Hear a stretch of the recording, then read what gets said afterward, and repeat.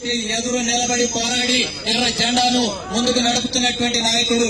అందుకని ఆయనను రహస్యంగా దారిగా ఎవరికి కనబడినటువంటి ప్రాంతంలో ఎవరు ప్రజలు మేలుకొన్నటువంటి సందర్భంలో దాడి చేసి హత్య చేశారు.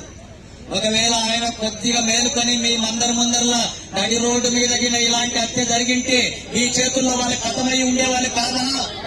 మీరంతా మౌనం కుట్టేవాళ్ళ ఆయన చంపుతుంటే మీరు చూస్తూ ఉన్నటువంటి క్రమంలో జరిగి ఉండింటే ఇక్కడ వాళ్ళ శవాలు పడి ఉండేవి కదా. తప్పకుండా అవకాశం ఇవ్వకుండా అప్రమత్తంగా వివరించి ఇలాంటి దాడులు చేస్తున్నారు. ఇలాంటి దాడులు గోవిందాపురంలో కూడా చేశారు, ఇక్కడ కూడా చేస్తున్నారు. ఇలాంటి దాడులతో సిపిఎం పార్టీని అరికడతాం, సిపిఎం పార్టీని లేకుండా చేస్తామంటే ఖబర్దార్ అని చెప్పి కాంగ్రెస్ పార్టీని హెచ్చరిస్తున్నాను.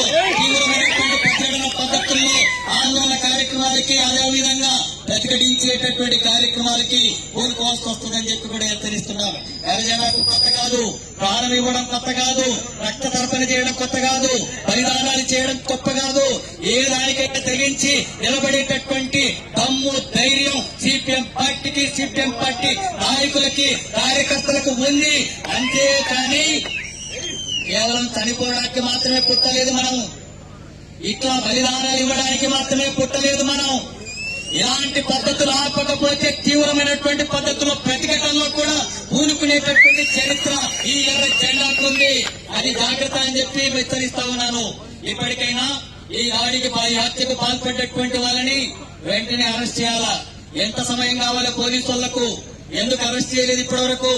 24 గంటల్లో అరెస్ట్ చేయాలా? 24 గంటల్లో అరెస్ట్ చేయమని కమిషనర్ ను హెచ్చరిస్తా ఉన్నాను.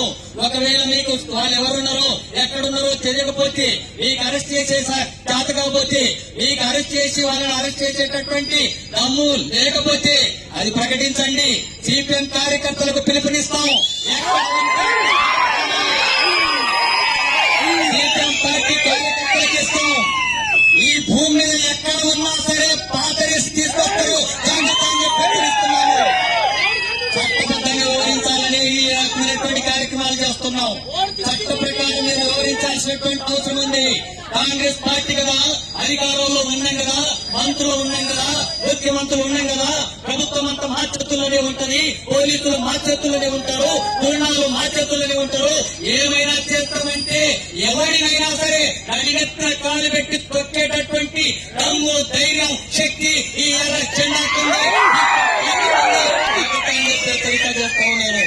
ఈ రకమైనటువంటి పద్ధతుల్లో ఎలాంటి అరాచకాలకు పాల్పడి ప్రజా సమస్యల మీద, ప్రజా పోరాటాల మీద ప్రజలకు అండగా నిలబడేటటువంటి ఈ పేదవాళ్లకు, అడగాలనేటువంటి తరగతులకు, దళితులు, గిరిజనులు, బలైన వర్గాలు, ఈ పేద కుటుంబాలకి అండగా నిలబడి పోరాడుతున్నటువంటి వారిని హత్యలు చేసి సిపిఎం పార్టీని లేకుండా చేస్తామనుకుంటే, సిపిఎం రాజకీయాలను లేకుండా చేస్తామంటే, నాయకుల్ని నరికి చంపకను ఈ రకమైనటువంటి పద్ధతుల్లో చేస్తుంటే ఎర్ర జెండా ఆ రకంగా ఒరిగేటటువంటిది కాదు.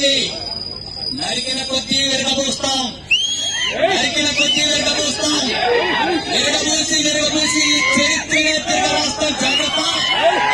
పరిస్థితి ప్రజలు మౌనంగా ఉన్నారు కదా అని ప్రజలు మౌనంగా ఏమైనా చేయొచ్చు, ఈ అమాయక జనం ఏమైనా చేయొచ్చు. నాయకుల్ని అంతం చేస్తే, వాళ్ళని అండగా నిలబడేటటువంటి వాళ్ళని అంతం చేస్తే వీళ్ళందరూ కూడా మేము చెప్పినట్టు వింటారని, మాకు అణిగి మెనిగి ఉంటారని, ఆ రకంగా మేము గ్రామాల్లో రాజకీయాలు ఏమైనా చేయొచ్చని చెప్పి అనుకుంటున్నారు.